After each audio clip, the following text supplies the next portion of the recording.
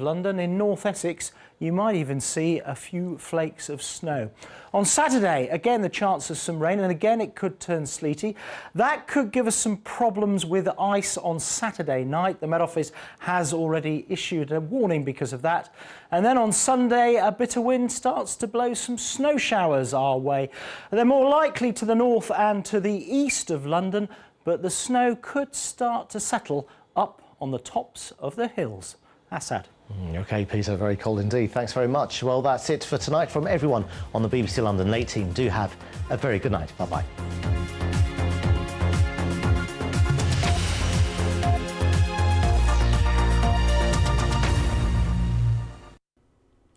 Good evening. Some much colder weather on the way for the UK in the next few days. This weekend, in fact, cold enough for us to see snow across some parts of the UK. More on that in just a second. This evening, however, a little bit milder than yesterday, and overnight tonight too, the frost not as widespread because there's more cloud across the UK. In the east, the remnants of one weather front. In the west, another weather front fizzling out. Between the two, though, with some clearer spells, a patchy frost will develop, where you see the blue on the map behind me, and also behind the weather front in the west, a frost developing across parts of Wales and Northern Ireland, and with some recent rainfall, there's a risk of some ice here first thing on Friday. Another hazard for motorists too will be the return of some quite dense patches of fog. Northern Ireland in particular, I think, first thing on Friday, but elsewhere also. Some of that through the day will lift into cloud, which will eventually thin and break, but a lot of grey weather generally, I think, for Friday. Perhaps some sunshine through the afternoon for the far north of Scotland, but in the east, the remnants of our weather front will keep things grey with drizzly outbreaks of rain. Drizzly rain into Northern Ireland for the afternoon keeps things grey here as well. A lot of cloud across eastern England in general and through into the Midlands.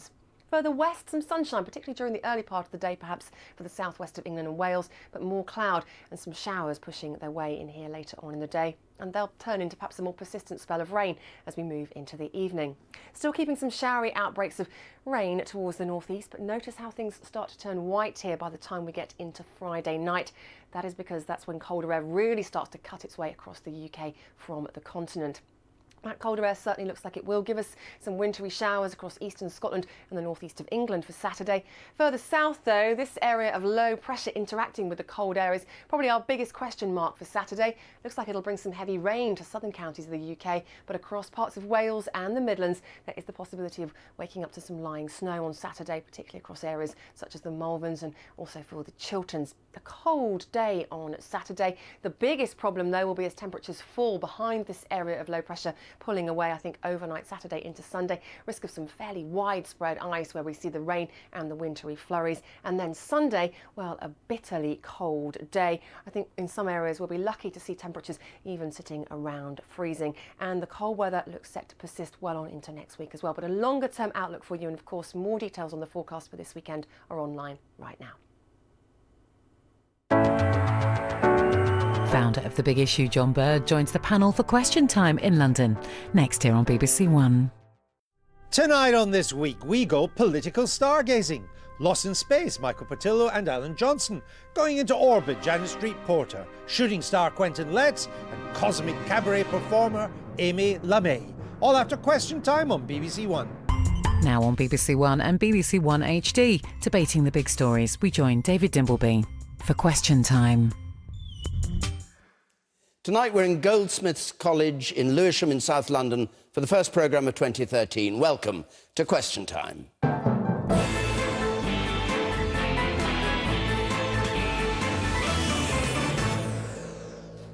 Good evening, and of course a big welcome to our audience here in Lewisham and to our panel. Now tonight our panel has on it the Energy and Climate Change Secretary, the Liberal Democrat Ed Davey, Labour's former Deputy Prime Minister John Prescott, the Conservative MP Nadine Dorries, still suspended from the Parliamentary Party because she went on I'm a Celebrity, Get Me Out of Here, the founder of The Big Issue magazine, created to help the homeless, John Bird, and the Times columnist and associate editor, Camilla Cavendish.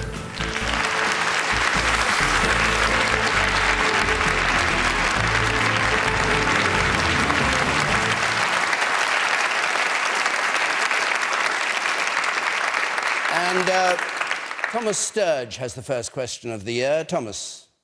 Is the 1% benefits cap fair? Is the 1% benefits cap fair? John Prescott. Certainly not. By however you measure it, Governments say that their policies must be fair. They say they have a difficulty. I understand the point. But basically, if you take 1% of somebody on benefit, let's say job allowance at £71, and then 1% on the 500 average wage, then clearly the differences are very considerable and they're not fair. Leaving out aside the real problem, if you let millionaires have a cut, basically down to 45 from 50%, and they get 107,000 back, that's certainly, it may be 1%, but by God, it's not the same as somebody on a benefit on 1%. No, it's not fair, and therefore it's wrong.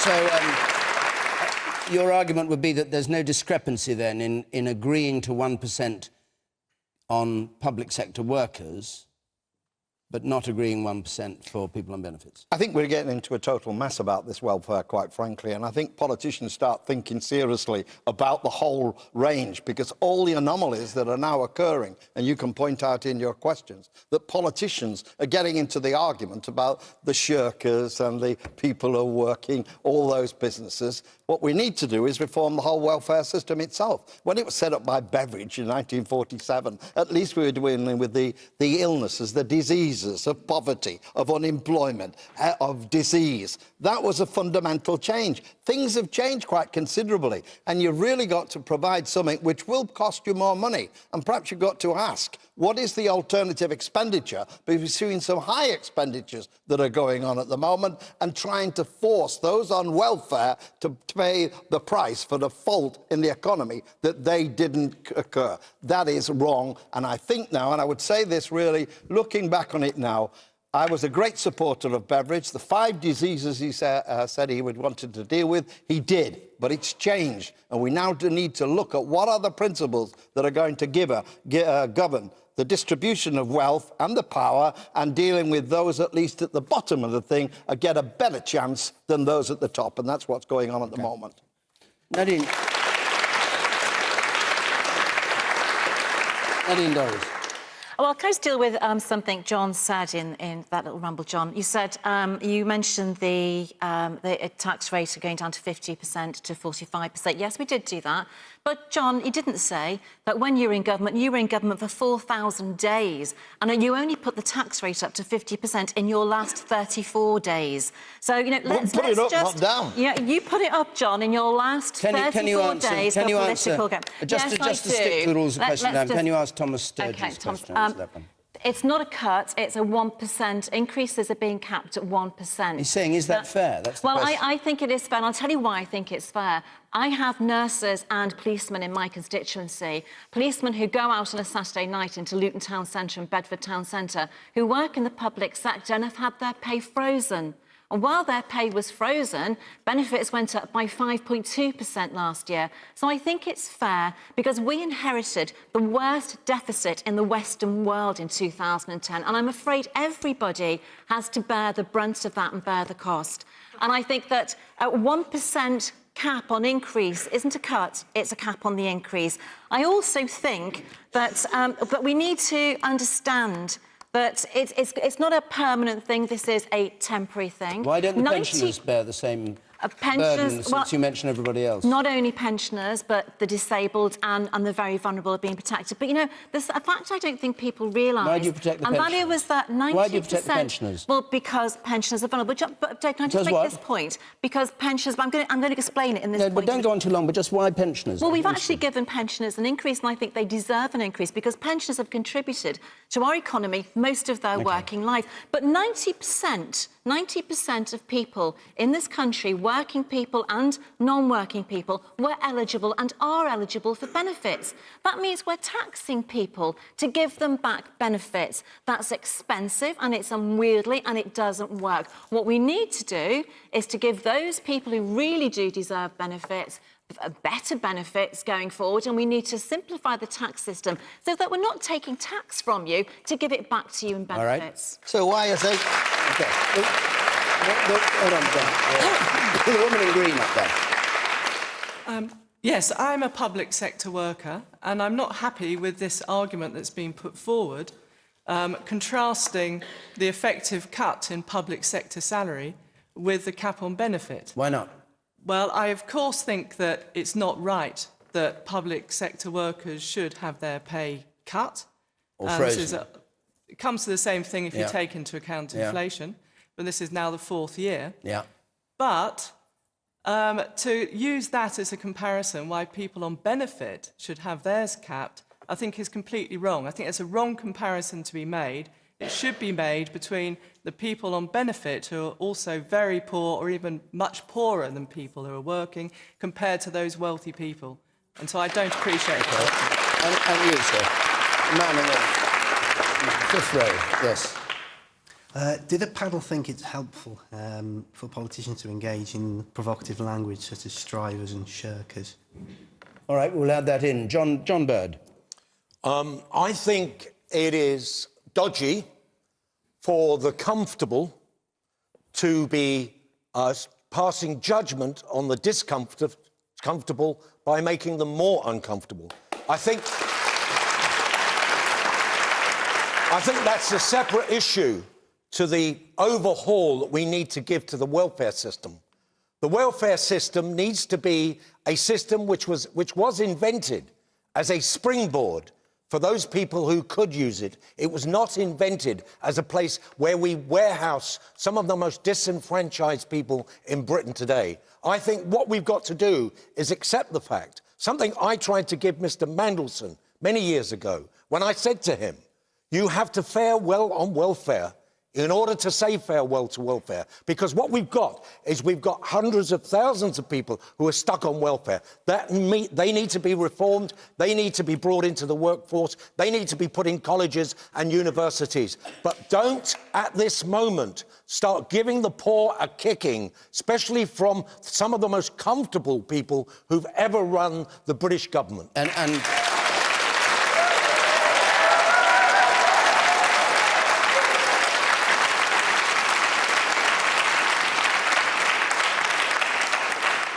Ed Davey.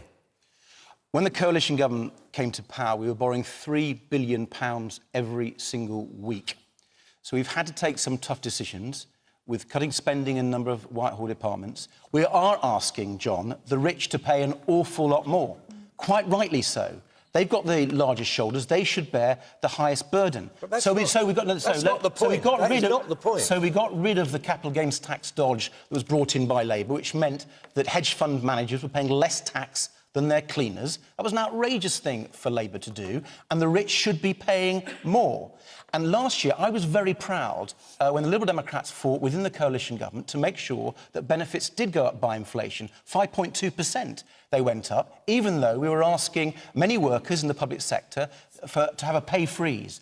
So I do actually think it is right and fair that other people do have some of the burden. So it was fair last year, but it's not fair to do that this year? Well, because overall, when the final financial crisis happened to when this welfare reform bill is in place, wages will have gone up the same as benefits. And I think if everyone is going up the same, everyone is sharing the burden, that is right. The rich should pay a lot more, and that is what is happening. What do you say to John Prescott's point, though, that 1% to somebody on a very, very low income, in cash terms, is a great deal less than 1% to a person, say, on 20,000, 30,000 a year in the public sector? Well, I understand that. That is why we're increasing the income tax allowance to take the lowest paid out of income tax altogether, because that's a lump sum, £600 a year tax cut from this April if you're in work, £1,200 if you've got two and a couple. That is worth a huge amount more to the low paid. And I'm really proud that we're taking 2 million of low paid out of tax I'll tell you together. the real point is the message that we send to the British public. And that is that we think that the poor are responsible for themselves. They're responsible for the causes of their own poverty. When if you look at the way in which the social security system was created over the years, when Margaret Thatcher closed down all the lame duck industries, she then parked up nearly 1 million workers on social security and turned the social security system from a contributory system to a non-contributory system, whereas she should have been invested in those workers, turning those miners into industrialists. What we're doing now... I thought you once said you were a Tory. I am, and this is so interesting. You get somebody quotes a little bit. I am a working-class Marxist Tory with socialist liberal leanings, which means to say I find it incredibly difficult to fit into the left or the right. Okay. Because, like most people, they're left on some things and right on others. All right, thanks. And don't forget... Hold on, Camilla Cavendish. Okay, sorry. I wanted to come back to the gentleman who talked about the provocative language, because And the question itself, Camilla, is the benefits cap fair? But I so agree with you, because I think that the language of strivers and shirkers is just distorting this whole debate, and it's really unhelpful, and I think we should stop using it. I also think it distracts from what we should be looking at, which is the whole welfare bill. I mean, the whole welfare bill, I think we all know, is too big, and it's growing. And the more we spend on welfare, the less we can spend on hospitals, the less we can spend on schools, the less we can spend on defence. That's just the reality. And the piece, I mean, somebody mentioned it earlier, the piece that has not been addressed in this welfare cap is the question of pensions, which are, of course, a vast part of this bill, and pensioner benefits. It used to be true that being elderly pretty much meant you were poor, and that when we needed to support those people because it was very hard to get through your old age and you'd paid in and you needed to take out. We've got a completely different situation now. We've got a generation coming into retirement, which is the wealthiest generation of people we have ever seen. And those people are getting winter fuel allowance, and they're getting bus passes, and they're getting a whole series of benefits that were meant to be one-off benefits that have become permanent. And I think unless you address that, then I think there is an unfairness, because you're just only addressing one part of the system. Camilla, you've got to look at why the welfare bill. There's a propaganda going on that the fault is the welfare system, namely that it's paying too much. In reality, our welfare system is subsidising low pay with tax credits, which we brought in, with low pay, so the welfare is taking the heavy burden. And at the same time, it may well have only been 1 year when you did the 50p. One month. Well, whatever it was, in reality, it does mean that the millionaires are getting 107,000 back by the proposals that you make, and we're blaming the welfare system. John, that's why I think we need to basically reform it. That's actually not true. The rich now are paying more in tax than they have at any time in any year under the previous Labour government. Like, rich will pay more this year in tax than they ever did in those 13 years. So why didn't you reduce it for them? Because we were closing the loopholes. What you guys did, you allowed the rich and the wealthy to squirrel away their money away from the taxman. That's why bankers were paying lower tax than their cleaners. And what about that was a scandal that you brought in, and we've ended avoidance. You know, the 70 billion pounds by people who are not paying their tax, and their businesses taking money, salting it abroad, and not paying their fair. John, you're right, but you did nothing about it. You did nothing about it. Right. We'll just give the panel a chance to get their breath back and go to large numbers of people in the audience. If you could make your points rather than ask more questions, we'll get more of you in. The man in the blue shirt up there on the right first. It's surely inevitable that the result of this policy will be to depress economic activity in poor areas. As people have less spending power, that will affect businesses. That will inevitably lead to more job losses, more division in society, possible social unrest. Then you'll see more well-off people wanting to leave those areas, and we just set off a nasty, vicious circle. Thank you. We'll keep that point. And the woman in the black and white dress there. How about Labour bear the brunt of the responsibility? You created a welfare state that threw money at people and left them trapped, and now they are suffering because of the cuts. You didn't invest in education. You just threw money at Hold on, John. You let her speak. Go on. Go read the history book. John, let her speak, and we'll bring up the points I have family later. who've worked for HMRC, and there was a new benefit every couple of months. You just threw money at people, and now people are so dependent on benefits, and these cuts, you know, they are suffering, and it was your government who overcomplicated the welfare state. You sold off our gold bully, and you put us in a legal war, and you spent money that we didn't have. Okay. Why did they pay that benefit? Right. And the woman on the left over there. Yes, you, yes. I'd like to pick up on Nadine's point, which was where she talked about pensioners keeping their benefits because they are vulnerable and they've contributed to society. Well, a lot of people who are on other type of benefits, who are out of work at the moment, have contributed to society as well. They're not all scroungers who've never had a job. The other thing I'd like to point out is a lot of these so-called scroungers have children who are very vulnerable, and those people are struggling to feed those children because of the rising cost of food, because of the rising cost of bills, because of the rising cost of rent, and they're just not able to do that. We have to think about protecting those vulnerable people too. No, you can't just reply. You can reply in a moment, because I want to get 1 or 2 more points in. And like John Prescott, if you can just hold back for the moment. You on the right there. Yes. My point is, Britain is a wonderful country to be in. And for many people, the reason they are here is because the benefit system worked for them. You could stay at home and you can make a lot of money. And those who are actually, and those who go to work are the ones that pay the price of going out. And my children complain that why is it that each time the public talk about benefit cap or let's raise the taxation, they're talking about them and who is rich. I think what needs to happen is that the system needs to be overhauled so that we know that to survive, we're seeing Greece. Greece is suffering. I think somehow it sounds kind of ungrateful that people don't see that it's better to make the sacrifice so that the changes can happen than staying there and saying we want the increase. Okay. It is not fair that on those that are at work, I'm pensioned, so okay, I benefit, but we need to look at reform and let the public understand that Britain needs to survive these hard times. Thank you. Now, we've still got a lot of hands up, but I want the panel now to have a chance just to pick up briefly, because we've got other questions to go to.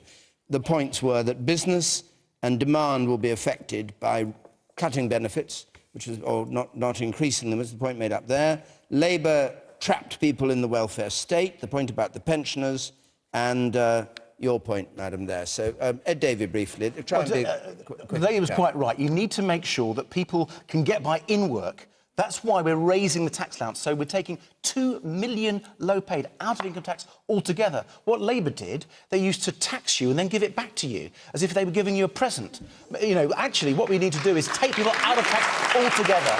We have produced, because we're doing that with income tax, 24 million people, we'll get a tax cut in April of £600. That is helping people on low and middle incomes. I'm not getting it because I'm on a very high income. I shouldn't be getting it. People on low and middle incomes should get that tax cut. All right. And John Prescott, you wanted to pick up on the point about Labour having trapped people in the welfare state. Well, no, that was her point. Basically, if you look what we did with the welfare state, you're going back after the war. That's a long time ago, when there was mass unemployment, mass disease, education, ignorance. All that was changed by the welfare state. We've now got to a stage where people are trying to blame it, and there's heavy cost put on it. So we do need to make a fundamental reform in the system. That's what I'm arguing. But, you know, a lot of people, when they talk about reform, is we can do it cheaper. That's what's the government. But all those benefits took 3/4 of kids out of poverty, tax credit, minimum wage. So bear that in mind.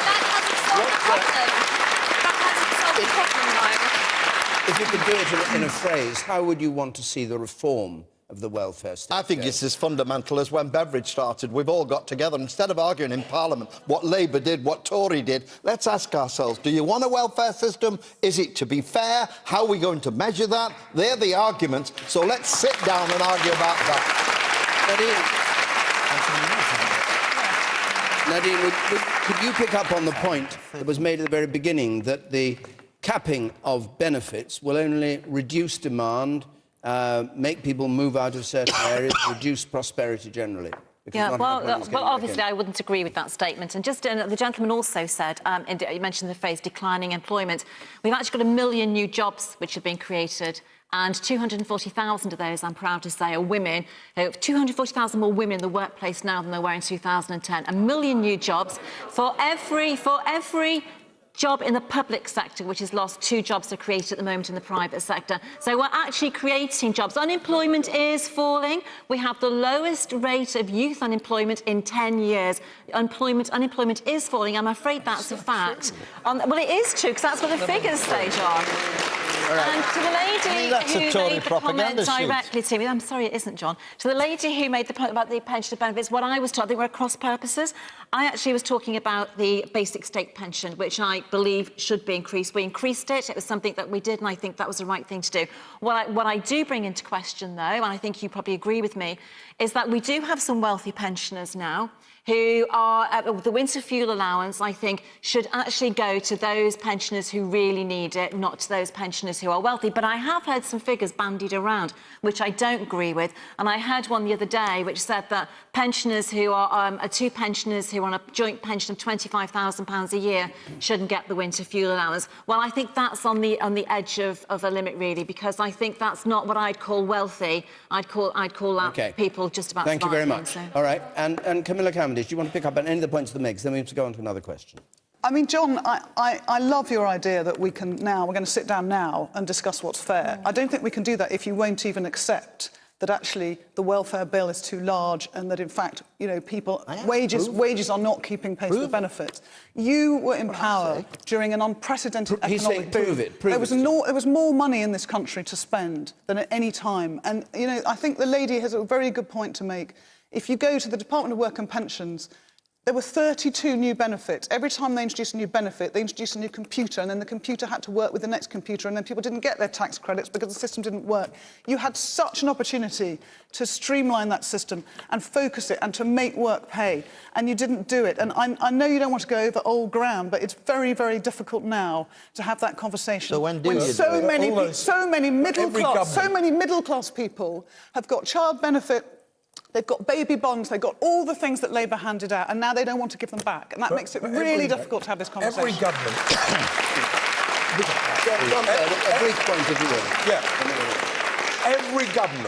Every government finds it difficult to govern. And it's very, very difficult to govern the welfare system. And one of the real things is every government has increased the size. This government has just run out of money, and it's not going to increase the size. But one of the things that the Labour government did, and I think with some faults, in a sense, and that is the laws of unintended consequence, when they gave a lot of support to people in work. So they supported people in cheap jobs, and the people who did well out of it were the shareholders. And I think that is one of the unintended laws, the unintended consequences. We need to be very, very careful that whenever we change something as big as the welfare state, which is still one of the most beautiful social creations of the 20th century, it has to be perfected. But its supporters have to reform it. We have to reform it, because if we don't reform it, then we leave it to its enemies and they'll make a pig's ear of it. All right. Okay. Thanks. Thank you very much. We must move on. You can, of course, join in this debate from home tonight by texting us or by Twitter, our hashtag BBCQT. Our Twitter panellist tonight is Sunny Hundle from the blog Liberal Conspiracy, and he's at the BBC Extra Guest account if you want to go there. Texting 83981 is the number to text to. Press the red button to see what others are saying. Let's just for a moment change the topic and take a question from Carl Timberlake. Do politicians who court celebrity debase the honour of their own profession? Well, I can't imagine who you're thinking of. Maybe the cap fits to all three politicians, and I don't know. But Camilla Cavendish, you start on this. Well, I have to admire Nadine, at whom I assume your question is directed, for going out. Not necessarily, you say. Oh, not necessarily. John Prescott, is it? What? OK. Well, maybe we'll being move a on bit to him cagey in a about minute, who you're so. talking about here. If the cap fits and they've been doing some advertising, right. maybe. Okay. Oh, the question was, do politicians who court celebrity debase the honour I think of what their I'd say is I have to admire Nadine for going to the jungle. I wouldn't have had the courage to do it. But I also would say, Nadine, that if I was an MP, I don't think I would have done it, because I don't actually think it was really the right thing to do. and I know you've got a great line on it and you'll defend it. But I just feel, as a woman, I think people are so cynical about politics, and particularly women in politics. I think there's a lot of women MPs, feel that they're seen as shallow, or they're self-interested, and I suppose that's all I feel. Maybe I wouldn't have done that. You felt uncomfortable, right? Ed Davey. Well, to a certain extent, we're all in the public eye, and as you were trying to allude, that we're all wanting people to see us and hear from us. What do you do to court publicity? Well, I put out focus leaflets to my constituents, things like that. But I'll tell you what... It seems to me your junior minister courts more publicity than you do, and it's become an embarrassment to you. Seriously. No? I'm being serious. I want to answer the question. And the point is that I think an MP's job is to represent their constituents. I do 2 advice surgeries a week, almost every week. So people can come and see me face-to-face with their problems, whether it's a benefit problem... Was she right to try and do that from the jungle? I don't think she can do it from the jungle. She could do it from... I saw her eating sheep's testicles. It made my stomach churn. I don't really think that is the sort of thing that people elect their MPs to do. I think they want them to be in their constituencies, campaigning hard for them, representing them, being there to help them, and being in Parliament. Now, I know Nadine will say, well, 16 million people watch that programme, few of them watch this programme. But the point is, what should an MP be doing? And I think it's in their constituency and it's in Parliament. Is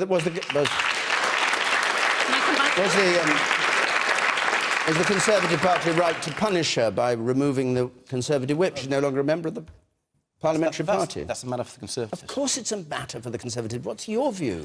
Well, if a Liberal Democrat...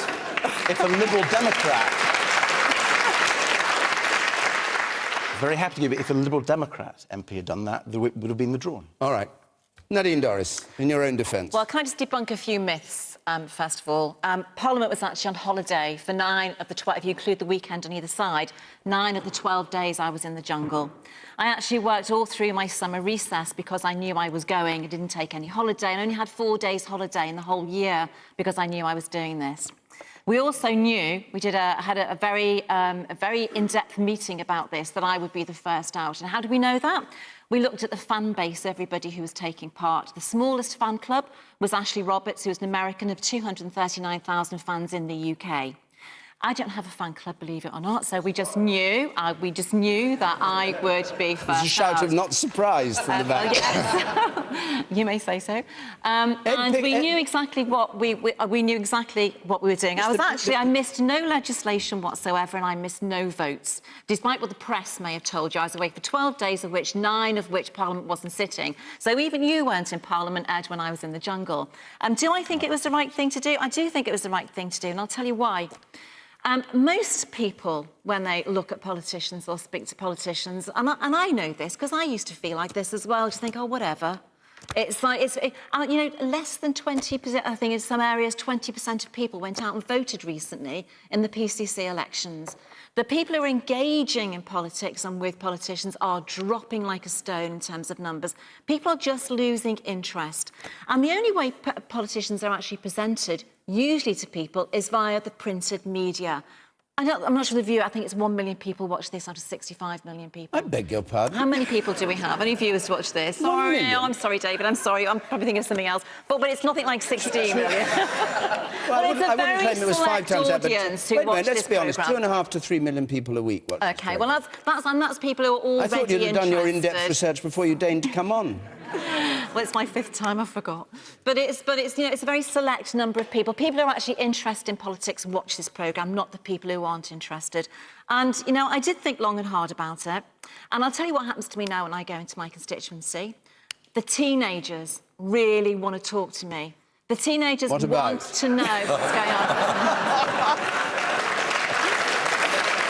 What does an ostrich's anus taste like? No, I'll take that they say, are you Nadine Dorries, are you the MP? And I like the fact that they say, are you the MP? And then they ask me a lot of questions and they usually are about I'm a celebrity, but I know something, that at the next election, when they go into the voting booth and they put a cross next to my name, they'll know who, if they vote for me, who they're voting for. And I think that's important because quite often they don't. Now, I've noticed Una King from the Labour Party has gone on to onto Dancing on Ice, who is a peer, who's paid, probably, I think, the same as MPs are, who's on a select committee, and I hope she does well, because I'd like people to see politicians doing different things in a different format, finding out what they're like, other than on the green benches or in forums like this, because there are a lot of people out there who don't watch this programme and don't read the newspapers that I think we need to engage with. All right. You sit in the front row. Do you not think there's a worry that if you go on these public television programmes, it's how the media presents you as opposed to how you actually are, and then you're taking power away from politics and giving it into the hands of the media, which are not elected? That's an interesting point, actually. OK, and the man up there, you, sir.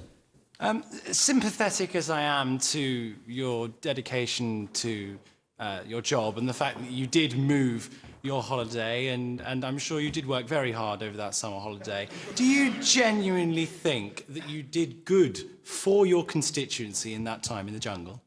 I can only tell you the reaction of my constituents. You have. And that's the important thing to me, which has been they tremendous. know you as a celebrity on television. They don't know more about your policies as a result. They're not asking you about your policies, are Well, they? they are They're actually, asking you, yes. how was it meeting those other celebrities? No, they are actually. That's quite untrue. They are, and in fact, The man in the white shirt there, you, sir.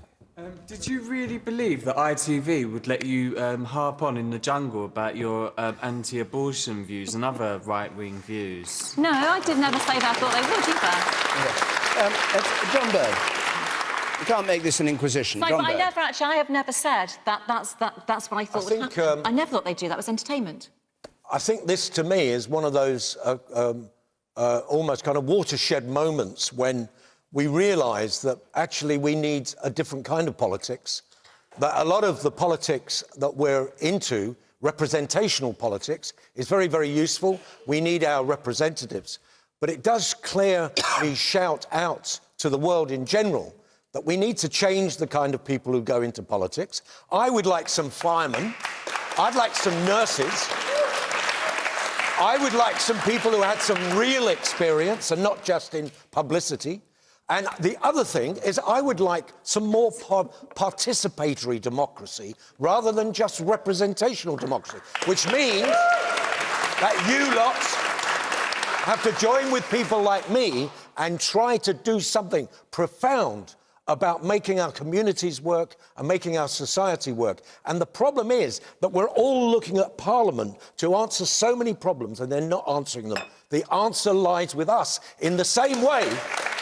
In the same way that around poverty, the answer lies with the poor. So what about Nadine Dorries? And the jungle? I actually... I am a nurse. I actually... Yeah, great. I'm glad you're a nurse. I thought you were a fireman. But the point is, I didn't know this lady. I don't watch that programme. When they asked me on, I was going to jump at the chance because I wanted to be up there saying big issue, big issue, big issue. But they changed their mind. But I think the real point is if the lady feels that she can prove that she's helping her constituents better than a lot of MPs help their constituents, great. But I would tend to agree with the guy over here and the guy there that you've probably handed the argument over to the media, and the media are not that interested in real deep local politics. Thank you. Yes. Well, Nadine mentioned low voter turnout as a reason for thinking the jungle was a good idea. Do you not think that one of the reasons that the public are losing faith in politicians is the disturbing similarities in the mechanics of politics and the mechanics of celebrity, the focus on spin and PR, which means it's one of the main reasons why people just don't trust politicians anymore? OK. John Prescott, you've certainly attracted publicity in your time. Have you ever courted it? Well, first of all, I was invited to do this programme and I turned it down. So was my wife. Going to the jungle? Yeah, and so was my wife, who said she didn't want to do it because there wasn't any en-suite facilities there. But she probably wanted to send you there. Every individual must make their own minds up of how they're going to do that job. And if the people don't like it, they vote them out. So, in a way, Nadine made that. I wouldn't have made that decision. But I remember in another programme, living in a council house somewhere, I think it was in Liverpool, just looking at the difficulties people had living on that income. Now, each can make a decision about that. But we do get invited into situations that almost become celebrities. I didn't choose to be a celebrity when a fella hit me with an egg and I disagreed with him. But I was turned almost into a celebrity out of that. I went on Mr and Mrs with wife for £30,000 for charity. That was an opportunity because the media wants to have celebrities. And in a way, it's a chance you could get 30,000 for a particular charity. It seemed worth doing. And they see the other side here. I think I am, and hope to be, and over 40 years, a serious politician who's done lots of things for changes. I've never had a job anywhere else. I've solely done that. But in the process, the press and the media will turn you into some of the things you do into a celebrity, and you have to live with that. But as long as you can use that power sometimes, bring it home to people you're known, and then act in the good, whether it's the safety at sea that I've been doing with, or even things in my own constituency. So you're on her side? Well, I know she must make a judgment. I don't agree with that, but I think she's entitled to make that judgment. And if her constituents don't like it, they'll have a chance to put her out on it. And so, right? Justin, lastly, apart from the ensuite, why didn't you go into the jungle? Did you see Galloway?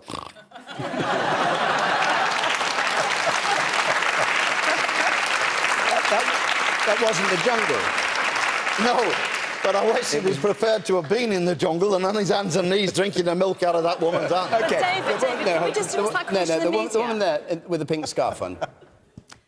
Does the panel agree with Nadeem that the best way to get the electorate's attention is to eat testicles in a bikini? And if so, what does that say about the Conservative Party politics and also the public? OK, Camilla Cavendish, and a last word, because we must go back to another agenda. Well, I guess they always say you get the politicians you deserve, don't you? So if it really has made us more interested in politics, that's the answer to your question. I actually don't think it has made people more interested in politics, and that's why I think it was probably a mistake to have done it. OK, let's go back to hard politics with a question from Kate Hennessy, please. Kate Hennessy. David Cameron claimed the NHS was safe in his hands. Given the cuts and closures around the country, is this still the case? David Cameron claims the NHS was safe in his hands given cuts and closures across the country.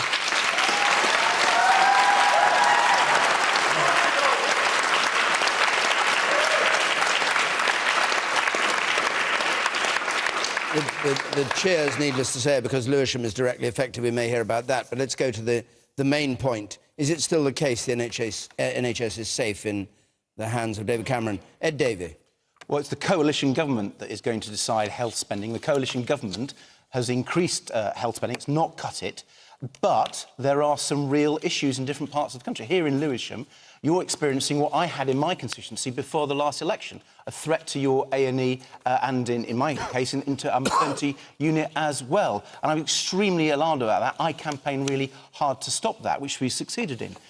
Here, you've got a real problem. There is this report that's gone to the Secretary of State for Health, Jeremy Hunt. No decision has been made. He says he's going to make it, I think, in 20 days' time. It's really difficult. And what's really weird in this decision is Lewisham Hospital isn't part of the trust that's got the debt. So the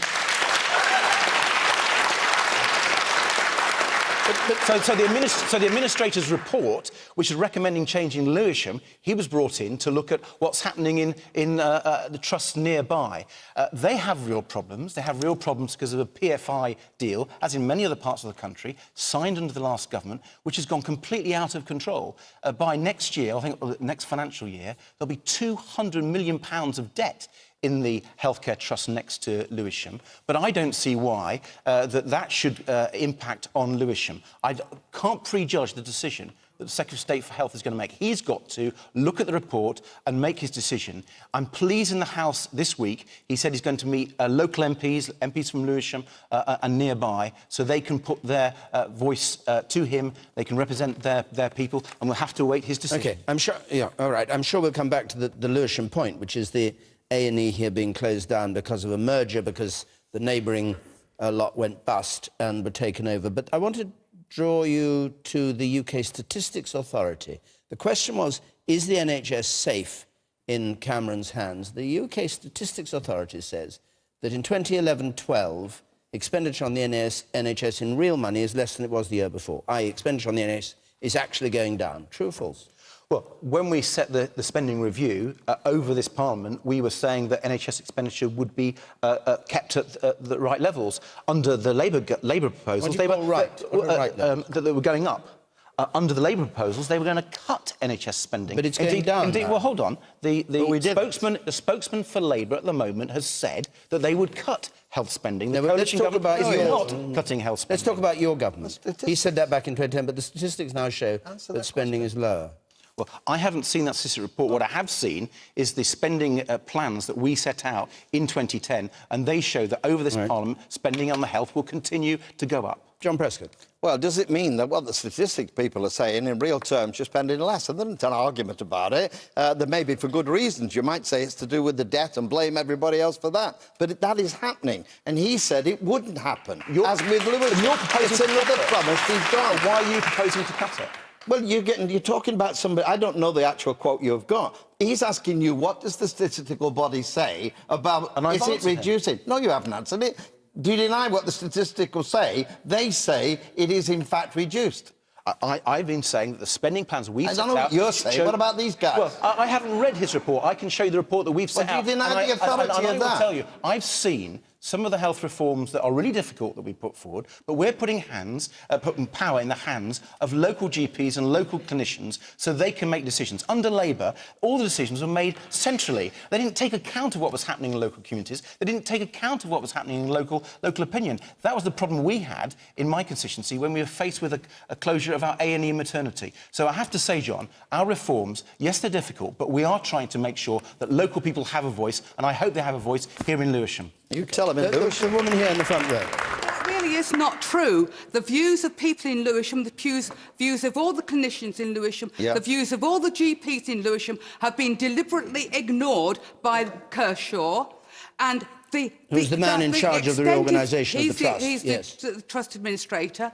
And the plan for Lewisham Hospital was hidden away in an annex to an appendix in the draft report. It wasn't in the consultation document. And then when I looked at the plan, every single entrance to the hospital was going to be sold off, and our brand new A&E, maternity care and urgent care centre were all going to be part of the land that would be sold off. But, I think that's right.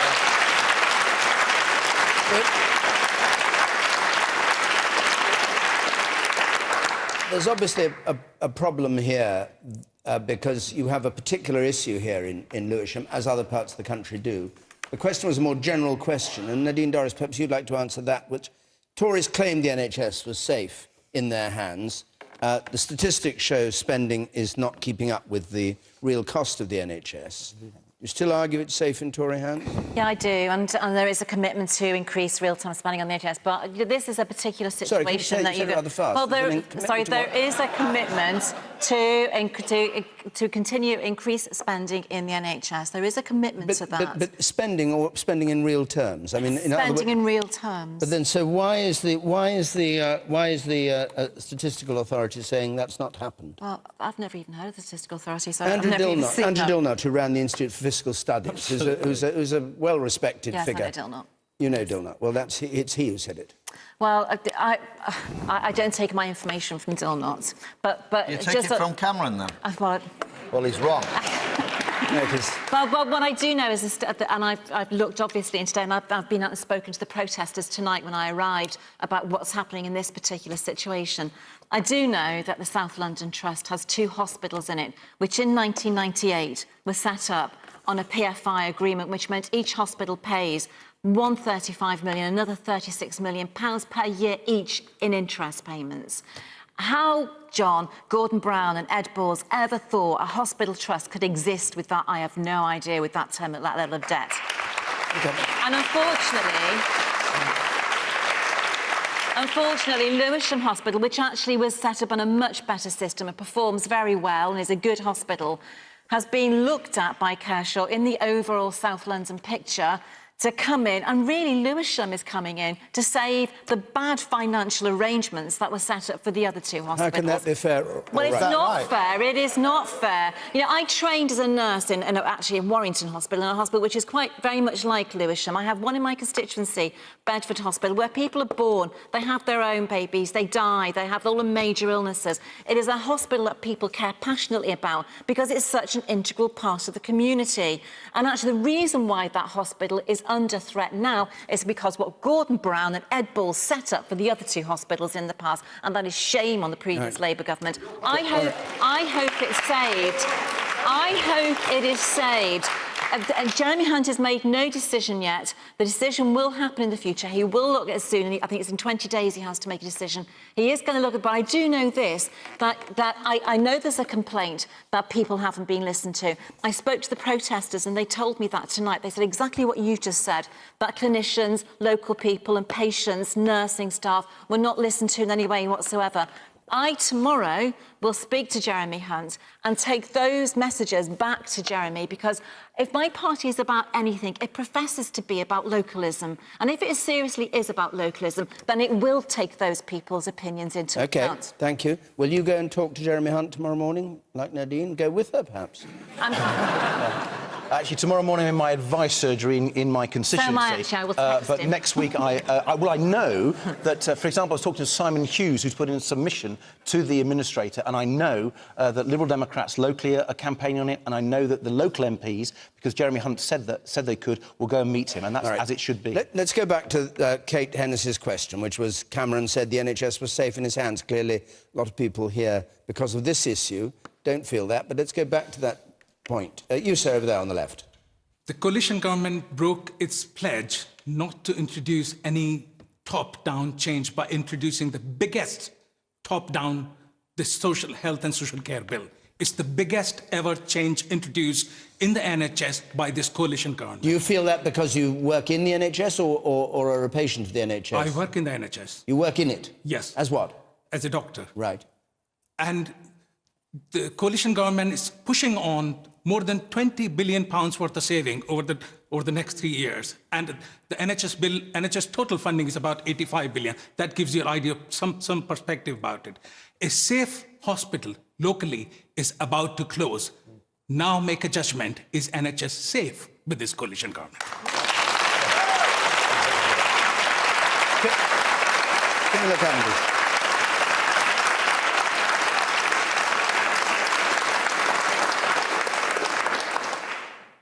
I was very disappointed, as you were, that the health bill last year focused so exclusively on structures and on moving the chess pieces around for something at GP commissioning, as you say, which is quite expensive, is sucking up a lot of money and a lot of energy at a time when the service needs to actually save money.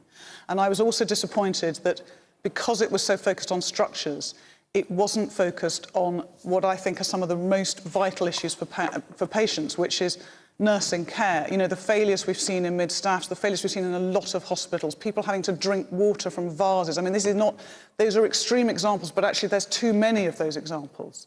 And that issue seems to me to be one of management. So there are some fundamental management failures in the NHS. And if you come back to Lewisham, that's what's happened in the South London Healthcare Trust. I mean, they've been landed with this PFI contract. They haven't been able to manage that, and they're all over the place. And I had a couple of calls from doctors from Lewisham this morning because they knew I was coming on the programme, and I had quite a long conversation with one of them. And it's very clear to me that it's not sustainable, that, you know, they're spending 70 million a year. When you're spending 70 million a year propping up one hospital, you're taking that from another hospital to prop it up. So it's not free money, and that's got to stop, and you've got to put better management in. But when I looked at this, I thought, sometimes you do have to close things. We can't all live in a world where we pretend that every single thing has to be kept open, and probably there are some A&Es which may have to close. But this area, it seems very surprising to me that after a very rushed consultation, they're saying they want to close Lewisham A&E and move people, 5 miles maybe, down to Woolwich. Quite a long way for people to travel. Very worried about will there be enough space when they get there. And they're actually, in a way, all that's doing is it's rewarding the bad management. You know, Lewisham Hospital...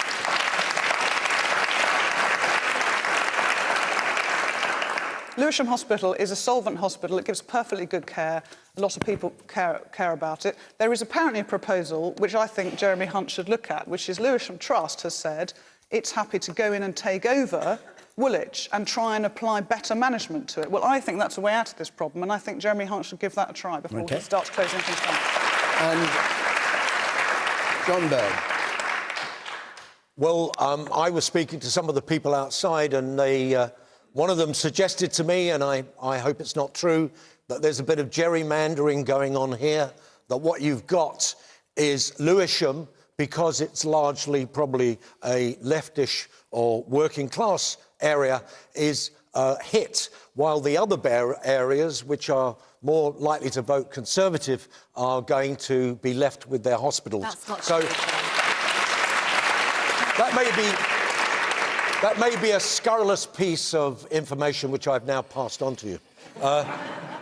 I think, as a person who's used the hospital system on and off for many years, I've had many broken toes and many broken noses, I can tell you that probably since the middle of the 80s, the National Health Service has been in a permanent state of rebuilding, renaming, re-this, re-that. And I think we must try and find a way of stopping this permanent state of repainting, redoing, re-aiming, reallocating. And I think that's one of the real problems that we're facing. I also want to ask the leading question, which I think all of us who are concerned about health, is why is it that the National Health Service, which was started as a National Health Service, which was more about self-health so that people would make themselves healthy, why is it that only 1% of the budget of the National Health Service is spent on prevention? And we know that prevention is much better than cure. OK.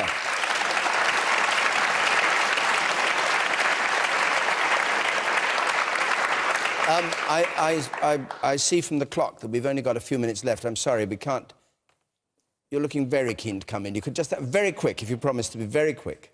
Thank you. I don't think the NHS is safe at all in David Cameron's hands because he has actually quite blatantly lied. Nadine, if you're going to see Jeremy Hunt tomorrow, would you take some of us with you? Because we're trying to get a meeting with him and he doesn't want to talk to us because he thinks he's already done this consultation. All right, and it was a complete sham. You can meet her after the programme. Thank you. Murdoch had no problem. OK. Right. Let's, I do want to get to one other topic tonight before we end. It's a question from Damon Briggs, please. Should David Cameron take notice of the United States warning not to leave the European Union? Should David Cameron take notice? A shot has been fired across his bow by the United States saying America is against any decision on that. The Irish Prime Minister said exactly the same. It would be a disaster if we left the European Union. Germany pitched in today saying you can't blackmail other states. It won't provide a political future. It's neither wise nor useful to reopen the box. This is a subject, obviously, that the Prime Minister is about to make a speech on, we think, in a couple of weeks' time. So it's very much on the agenda. Should the government take notice of what the Americans are saying? Ed Davey. Yes. When our closest ally, the United States, and one of our very close allies like the Irish and the Germans, but not just that, British business people are saying that we must be incredibly careful. David Cameron must be very careful. We don't want to sleepwalk out of the European Union. They're saying it for very good reasons. First of all, actually, they're saying it because they know that it's in Britain's economic interest to be in the European Union. Jobs are what's critical. We need jobs, and trade with the European Union is critical for many, many jobs. But are you saying in this Cameron's country. got it wrong? I'm sorry, that's well, the key to we this haven't heard question. his speech yet. Yeah, but what I do think is, if you listen to what the Americans should he offer are saying, an in-out referendum. What the Americans are saying is that we have got greater influence if we're in the European Union. I think that's what Beijing probably thinks. I think that New Delhi, I think the whole world thinks that the UK has more influence, is stronger and is more secure if it's in the European Union. Let me give you one other example about why I think Britain should stay in the European Union. The cooperation that we're having now with our European colleagues on tackling crime is not talked about, but it's really significant. This country is threatened by international crime, mafia, organised crime, human trafficking, drugs. You have to be in the EU to control crime. No, well, I tell you what, no, it really helps us. Okay. Seriously, the European... No, I'm not suggesting you're not being serious. I'm saying, is it relevant? It's very relevant. All right. Until we had the European arrest warrant, there were British criminals, rapists, murderers, who were going to Spain to Costa del Crime and escaping the law. Because the European Union brought in the European arrest warrant, those wicked people are now serving time behind bars under Her Majesty's pleasure. Well, that's the sort of thing we can get by staying in the European Union. That's not the point that the Americans or the Germans or the Irish are making. I want to stick with that. We only have... Can I disagree with Ed? Yes, we only have a couple of minutes left, I'm afraid. So if you can disagree... Can I disagree with Ed very briefly? Yes, that'd be great. I mean, I think Ed's portraying the US message as a sign of our weakness, really. It's not. I think it's a sign of our strength. I mean, we are the 5th largest economy in the world. We are the only country in the European Union which has a really functioning military. You know, when America wants to go to war, when America wants to go into some military adventure, whether you agree with that or not, it doesn't pick up the phone to Brussels, it picks up the phone to London. It wants us in the European Union because we are strong. And I think there's too much defeatism about this issue. We can, if we negotiate properly, we can negotiate some of those powers back. I don't want to go into the drug laundering or the crime, but there are powers that we need to take back. We do not want to be run by Europe. The Working Time Directive... No, I said we only had a couple of minutes and I meant it. Let's not be defeatist. We'll do it on subsequent programmes. All right, let's not be defeatist about what the government is intending to do by way of renegotiation. Well, let's not see the US message as defeatist. It's about actually our strength. John Bird, briefly, if you would, because we really have come to the end. Briefly, I think the problem with Europe is that nobody has really educated us correctly as to what is actually happening. What are our advantages? What are our disadvantages? There are many, many disadvantages. The greatest disadvantage for me is when I hear some of these cockamamie plans that come out of Strasbourg and the other places where you actually think there is another government telling us what to do, which we wouldn't do that way, we would do it totally different. I think there is too little understanding of the pluses and minuses. So I would like a referendum, I have to say. I'd like a referendum, but based on the fact that it was done because we had the cognitive ability to understand what were the pluses and minuses. Should we stay in or should we go out? OK. And...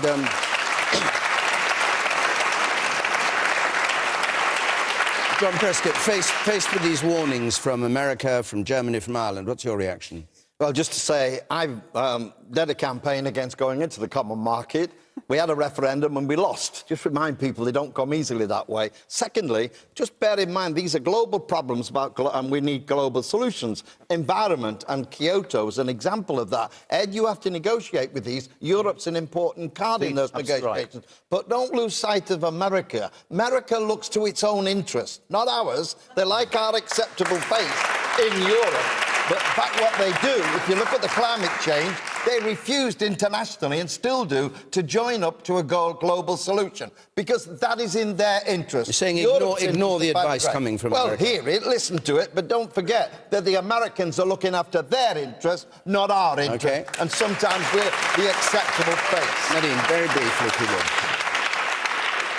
We send £53 million a day from the UK into Europe. One of those days, £53 million would save Lewisham Hospital. I think we should be out of the Europe. I would like not to send that money to Europe every day. And I think the Americans should look after America's business interests and we'll look after our own. Thank you very much. Good.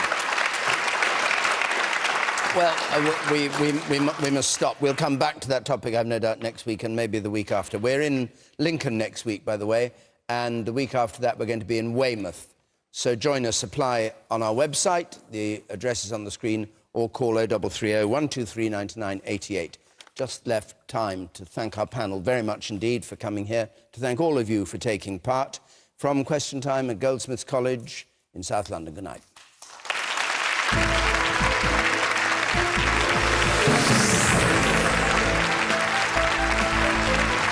With more political debate, Janet Street-Porter and Amy LeMay are guests of This Week, next on BBC One.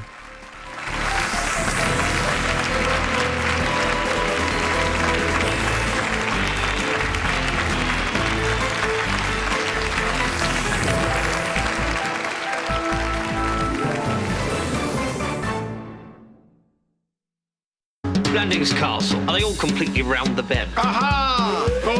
Absolutely potty. A man's home may be his castle. Freddie is on his way. Your son. But even an earl can't afford peace and quiet. This is an emergency. We have my permission to panic and run about screaming. Pretty good, my lord. Timothy Spall and Jennifer Saunders lead an all-star cast in a very British comedy from P.G. Woodhouse.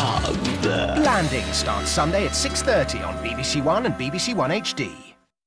Almost over this week. The coolest movie director in the world, Quentin Tarantino. British actor James McAvoy. Quite interesting comedian Alan Davies. And singing star Emily Sandé. Friday 10:35 on BBC One, BBC One HD. Call the Midwife. Coming soon.